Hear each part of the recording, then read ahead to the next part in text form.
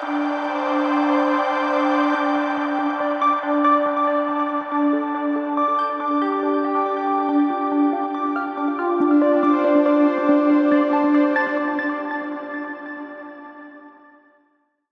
The Lord. സ്വർഗീയ സന്ദേശം എന്ന പ്രോഗ്രാമിലേക്ക് എല്ലാവർക്കും സ്വാഗതം. പ്രിയ ദൈവമക്കളെ, ഇന്നത്തെ എപ്പിസോഡിൽ ഞാൻ നിങ്ങളുമായി പങ്കുവയ്ക്കുന്ന വിഷയം വിശ്വസിക്കുന്നവന് ദൈവം നൽകുന്നു. മത്തായി സുവിശേഷം 21-ാം അധ്യായം 22-ാമത്തെ വാക്യം, നിങ്ങൾ വിശ്വസിച്ചുകൊണ്ട് പ്രാർത്ഥനയിൽ എന്തു യാചിച്ചാലും നിങ്ങൾക്ക് ലഭിക്കും എന്നുത്തരം പറഞ്ഞു. വിശ്വാസത്തിന്റെ മേഖലയാണ് നമുക്ക് ഈ വചനഭാഗത്ത് കാണാൻ കഴിയുന്നത്. അങ്ങനെയാണെങ്കിൽ മത്തായി സുവിശേഷം എഴുതിയിരിക്കുന്നത് ആരാണ്? ചുങ്കക്കാരനും യഹൂദ മതാനുസാരിയിലായിരുന്ന വ്യക്തി യഹൂദരിൽ നിന്ന് മാനസാന്തരപ്പെട്ട് അതിനുശേഷം യേശുവിന്റെ ശിഷ്യനായ മത്തായിയാണ് സുവിശേഷം, അതായത് മത്തായി സുവിശേഷം എഴുതിയിരിക്കുന്നത്. മത്തായി എന്ന പേരിന് അർത്ഥം തന്നെ യഹോവയുടെ ദാനം എന്നാണ്. പ്രിയപ്പെട്ടവരെ, നമ്മളെല്ലാം ദൈവത്തിന്റെ ദാനമാണ്. ദൈവം നമ്മോട് മനസ്സറിഞ്ഞത് കൊണ്ടാണ്, ദൈവം നമ്മോട് കരുണ തോന്നിയത് കൊണ്ടാണ്, ദൈവത്തിന് നമ്മോട് മനസ്സലിവ് ഉണ്ടായത് കൊണ്ടാണ് ദൈവത്തിന്റെ ദാനമായ നമ്മൾ ഭൂമിയിൽ പാർത്ത് ദൈവത്തിന് വേണ്ടി ജീവിക്കുവാൻ ദൈവം ആക്കി വെച്ചിരിക്കുന്ന ദൈവത്തിന്റെ ദാനമാണ് നമ്മൾ ഓരോരുത്തരും.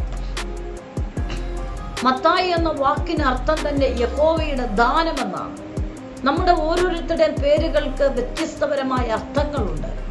പക്ഷേ ഈ ഭൂമിയിൽ വ്യത്യസ്ത അർത്ഥങ്ങൾ പറഞ്ഞാലും ഒരുപക്ഷെ ദൈവീകമായ ബന്ധത്തോടുള്ള അർത്ഥമല്ലായിരിക്കാം. പക്ഷേ നീ യേശുവിനെ സ്വന്തം രക്ഷകനും രക്ഷിതാവുമായി സ്വീകരിച്ചു കഴിയുമ്പോൾ വ്യത്യസ്തപരമായ അർത്ഥങ്ങൾ നിന്നെക്കുറിച്ച് സൂചിപ്പിക്കുന്നതെല്ലാം ദൈവത്തിന്റെ പരിശുദ്ധാത്മാവ് പൊളിച്ചു കളഞ്ഞ് നിന്നെ ദൈവത്തിന്റെ ദാനമായി, ദൈവത്തിന്റെ പൈതലായി പരിശുദ്ധാത്മാവ് തന്നെ വേർതിരിക്കുകയാണ്. പിന്നെ നീ പറയപ്പെടുന്ന, നീ അറിയപ്പെടുന്ന പേരിന്റെ വ്യക്തിയല്ല, നീ ദൈവത്തിന്റെ ദാനമായ വ്യക്തിയാണ്. അപ്പൊ മത്തായി സുവിശേഷം എഴുതിയിരിക്കുന്നതും മത്തായി തന്നെയാണ്. അദ്ദേഹത്തിന്റെ പേരിനർത്ഥം ദൈവത്തിന്റെ ദാനമെന്നാണ്. അതുമാത്രമല്ല, ഈ മത്തായി സുവിശേഷം എഴുതിയ കാലഘട്ടം AD 58 68 കാലഘട്ടത്തിൽ അന്ത്യോക്യയിൽ വെച്ചാണ് ഈ മത്തായി സുവിശേഷം എഴുതപ്പെടുന്നു എന്ന് വേദപണ്ഡിതാക്കൾ നമ്മെ പഠിപ്പിക്കുന്നുണ്ട്. അപ്പൊ നമ്മൾ ഈ ഭാഗത്ത് ചിന്തിക്കുന്നത് വിശ്വാസത്തെ കുറിച്ചാണ്.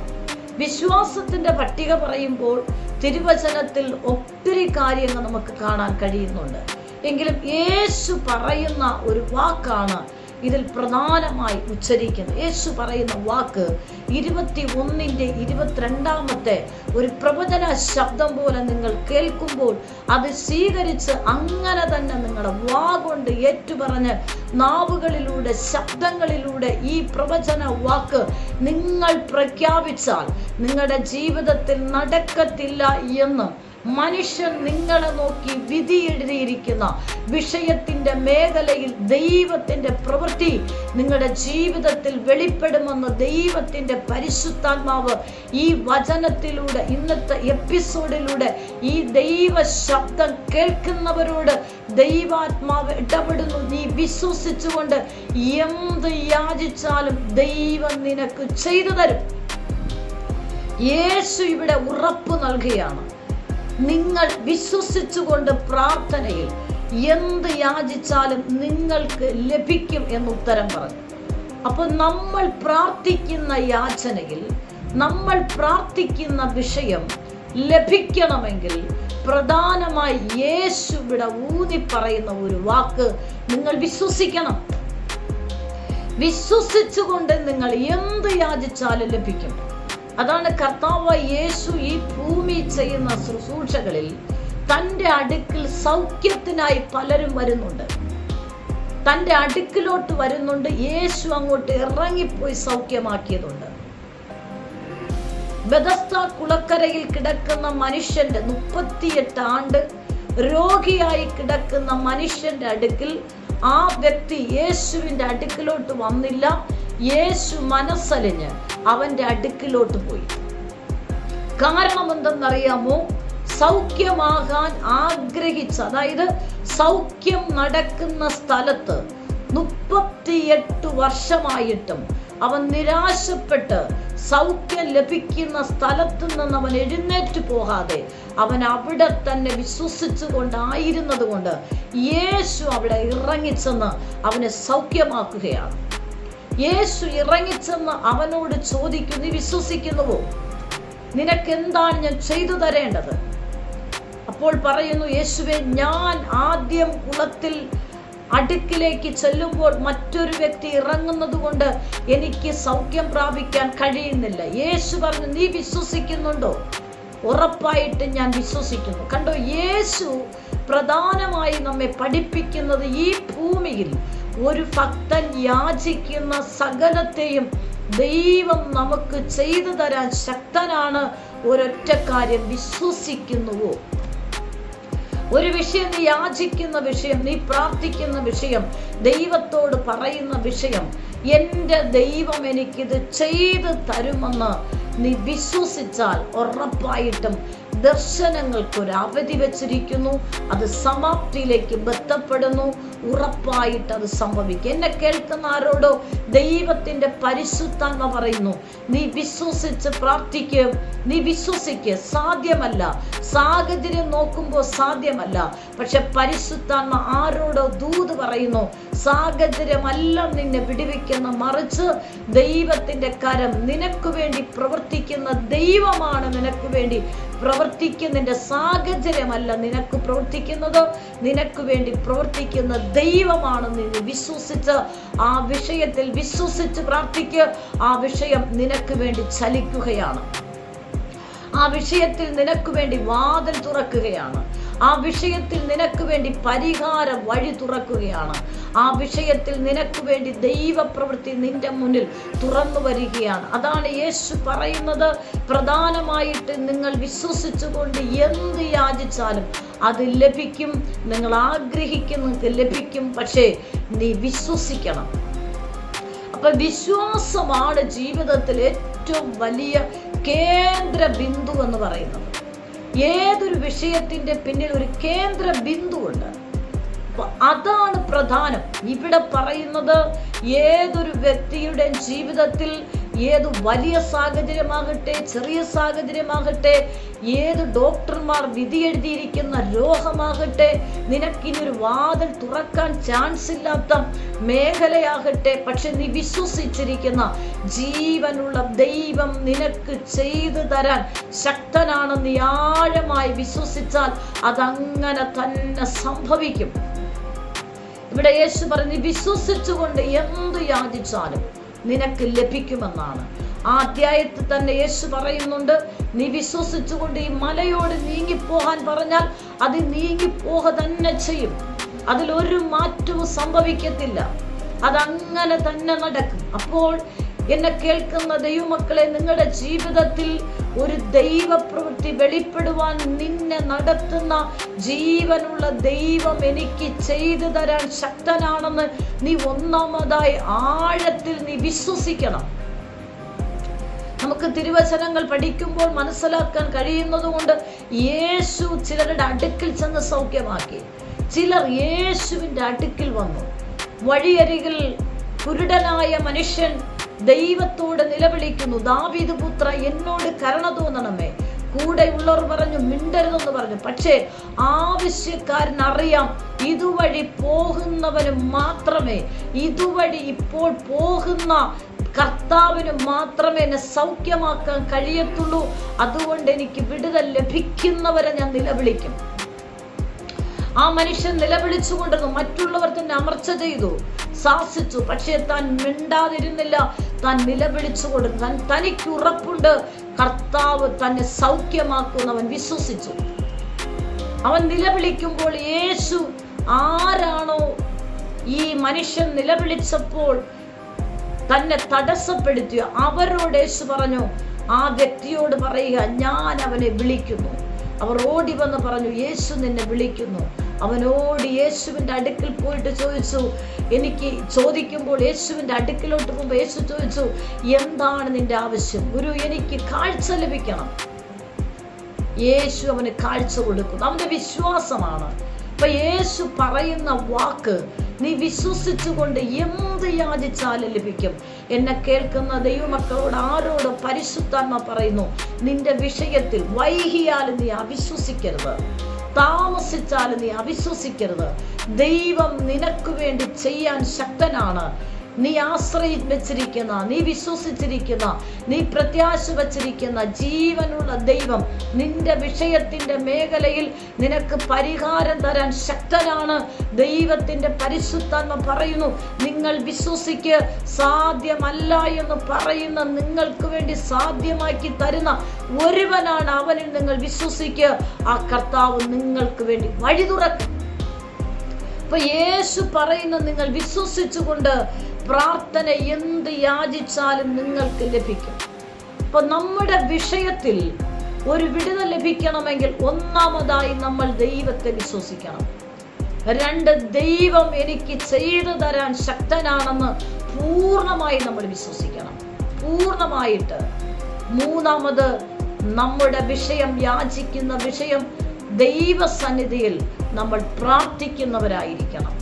സാഹചര്യം നോക്കുമ്പോൾ പ്രാർത്ഥിച്ചിട്ട് ഒരു മറുപടിയും കാണുന്നില്ല. പക്ഷെ നീ മടിപ്പില്ലാതെ നീ പ്രാർത്ഥിച്ചാൽ, നീ വിശ്വസിച്ചുകൊണ്ട് പ്രാർത്ഥിക്കുന്ന ഏതൊരു വിഷയത്തിന്റെ മറുപടി കർത്താവ് ഇവിടെ പറയുന്നു, നിനക്ക് ഉത്തരം ലഭിക്കും, ഉറപ്പായിട്ട് ഉത്തരം ലഭിക്കും. അപ്പോൾ ഒന്നാമതായി നിന്റെ വിഷയത്തിൽ വിടുതൽ കിട്ടണമെങ്കിൽ നൽകാൻ ശക്തനായ ദൈവത്തെ നീ വിശ്വസിക്കണം.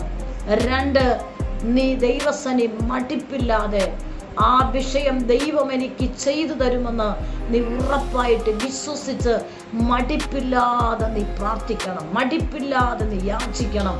അങ്ങനെ ചെയ്യുമ്പോൾ ദൈവത്തിന്റെ പ്രവൃത്തി ആ വിഷയത്തിലേക്ക് ഇറങ്ങി വരും. കർത്താവ് ചെയ്തു തരാൻ ശക്തനാണ്. പ്രിയപ്പെട്ടവരെ, കർത്താവ് ആ വിഷയത്തിന്റെ മേഖലയിൽ ഇടപെടും. നീ ഭാരപ്പെടരുത്. ദൈവം അത് പറഞ്ഞിട്ടുണ്ടെങ്കിൽ കർത്താവ് അത് ചെയ്തു തരാൻ ശക്തനാണ്. പക്ഷേ നീ ചെയ്തു തരുന്ന ദൈവത്തെ നീ വിശ്വസിക്കണം. 2, ആ ദൈവം എനിക്ക് വേണ്ടി പ്രവർത്തിക്കുമെന്നും ആ വിഷയം മടുപ്പില്ലാതെ നീ പ്രാർത്ഥിക്കുന്നുവെങ്കിൽ തക്ക സമയത്ത് നിന്റെ ജീവിതത്തിൽ പ്രാർത്ഥനയുടെ മറുപടി നിനക്ക് കാണാൻ കഴിയും. പഴയ നിയമത്തിൽ ഒരു വ്യക്തിയെ നമുക്ക് പരിചയപ്പെടാം. ഹന്നയെ നമുക്ക് കാണാൻ കഴിയുന്നുണ്ട്. ഹന്നയുടെ ജീവിതത്തിൽ തലമുറയില്ല. അവൾ വളരെ വേദനപ്പെടുകയാണ്. അതുമാത്രമല്ല, അവൾ ഭവനത്തിനകത്ത് നിന്ന കേൾക്കുകയാണ്. പെനീന എന്ന സഹോദരി തന്നെ കളിയാക്കുകയാണ്, നിന്ദിക്കുകയാണ്, പരിഹസിക്കുകയാണ്, തന്നെ വേദനപ്പെടുത്തുകയാണ്, മുറിപ്പെടുത്തുകയാണ്. ഈ ദൈവശബ്ദം കേൾക്കുമ്പോൾ ആരൊക്കെ നിങ്ങളുടെ ഭവനത്തിൽ നിങ്ങളെ വേദനപ്പെടുത്തുന്ന ശബ്ദങ്ങൾ, മുറിപ്പെടുത്തുന്ന പ്രവൃത്തികൾ, മറ്റുള്ളവർ നിങ്ങളെ നോക്കി, നിങ്ങളുടെ സാഹചര്യ ശൂന്യത നോക്കി, നിങ്ങളുടെ പരാജയം നോക്കി നിന്ദിക്കുന്ന ശബ്ദങ്ങൾ, എന്നാൽ നീ വിശ്വസിക്കുന്ന ദൈവത്തെ നീ പൂർണ്ണമായി ഉറച്ചു നിൽക്ക്. നിന്റെ വിഷയത്തിൽ ദൈവം പ്രവർത്തിക്കാൻ ശക്തനാണ്. ഹന്നയുടെ ജീവിതത്തിൽ അവൾക്ക് ഒത്തിരി നിന്ദയാണ്, അവളെ വേദനിപ്പിക്കുകയാണ്. പക്ഷെ അവൾ ആരോടും പിറുപിറുക്കുന്നില്ല. വീട്ടിലുള്ളവരോട്, തന്നെ വേദനിപ്പിക്കുന്നവരോട് വിരോധമായി സംസാരിക്കാൻ പോകുന്നില്ല. പക്ഷേ അവൾ വിശ്വസിച്ച ദൈവസന്നിധി ചെന്ന് അവൾ നെടുമ്പാട വീണ് ദൈവത്തോട് അവൾ പ്രാർത്ഥിക്കുന്നു.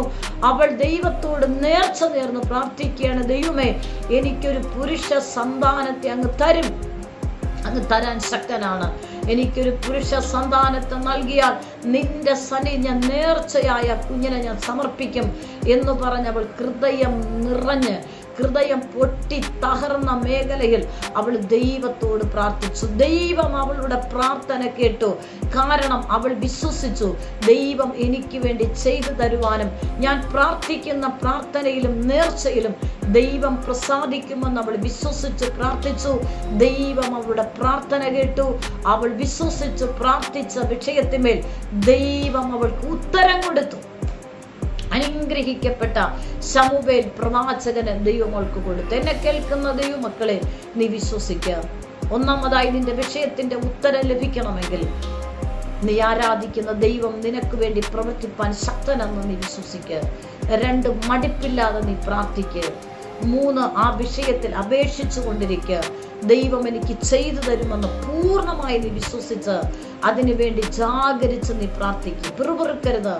സാഹചര്യങ്ങൾ നോക്കുമ്പോൾ ഒരു ചാൻസുമില്ല, നിന്ദിക്കരുത്, മടുപ്പ് വരരുത്, പ്രാർത്ഥന നിർത്തരുത്. നീ കണ്ടിന്യൂസ് ആയിട്ട് വിശ്വസിച്ച് പ്രാർത്ഥിക്കുക. നിന്റെ പ്രാർത്ഥനയ്ക്ക് ഉത്തരം ലഭിക്കും. ഈ തിരുവചനങ്ങൾ നിങ്ങളുടെ ജീവിതത്തിൽ ആഴമായ ചില ദൈവിക ചലനങ്ങൾ സൃഷ്ടിക്കും. സാധ്യമല്ല, വർഷങ്ങൾ കൊണ്ട് പ്രാർത്ഥിച്ചിട്ട് മറുപടി ഇല്ലാതിരിക്കുന്ന ചിലരോട് പരിശുദ്ധാത്മ പറയുന്നു, നിന്റെ പ്രാർത്ഥനയ്ക്ക് മറുപടിയുണ്ട്. നീ വിശ്വസിച്ച് മടുപ്പില്ലാതെ പ്രാർത്ഥിക്കുക. നിനക്ക് വേണ്ടി ചില വഴികൾ തുറക്കാൻ പോകുന്നു, വാതിൽ തുറക്കാൻ പോകുന്നു. നിന്റെ സാഹചര്യം മാറുകയാണ്. ഈ തിരുവചന പ്രകാരം സമർപ്പിക്കുക. ഞാൻ നിങ്ങൾക്ക് വേണ്ടി പ്രാർത്ഥിക്കാം. പരിശുദ്ധ കർത്താവേ, ഈ ദൈവശബ്ദം കേൾക്കുന്ന മക്കൾക്കായി പ്രാർത്ഥിക്കുന്നു. ക്രിസ്തുവിൽ വിശ്വസിച്ചവർ പ്രാർത്ഥിക്കുന്ന സകല പ്രാർത്ഥനാ വിഷയങ്ങൾ അവർ തുറന്നു വരട്ടെ. തടസ്സങ്ങൾ മാറട്ടെ, വഴികൾ തുറക്കട്ടെ, വാതിൽ തുറക്കട്ടെ, ഇവരുടെ സാഹചര്യങ്ങൾ മാറട്ടെ. ദൈവാത്മാവരെ അത്ഭുതങ്ങൾ ചെയ്യുന്നതിനായി സ്തോത്രം. രോഗികൾ സൗഖ്യമാകട്ടെ, ബാധ്യതകൾ മാറട്ടെ, ഇവരുടെ ഫിനാൻസ് സകലുകൾ മാറട്ടെ, ഞെരുക്കം മാറട്ടെ. യേശുവിൻ്റെ നാമത്തിൽ ജനത്തെ അനുഗ്രഹിച്ച് പ്രാർത്ഥിക്കുന്നു. യേശുവിൻ്റെ നാമത്തിൽ തന്നെ. ആമേൻ. God bless you. ആമേൻ. നിങ്ങൾക്കൊരു പ്രാർത്ഥന വിഷയമുണ്ടെങ്കിൽ ഈ സ്ക്രീനിൽ കാണുന്ന നമ്പറിൽ ഞങ്ങളെ കോൺടാക്റ്റ് ചെയ്യുക. ഞങ്ങൾ നിങ്ങൾക്ക് വേണ്ടി പ്രാർത്ഥിക്കും.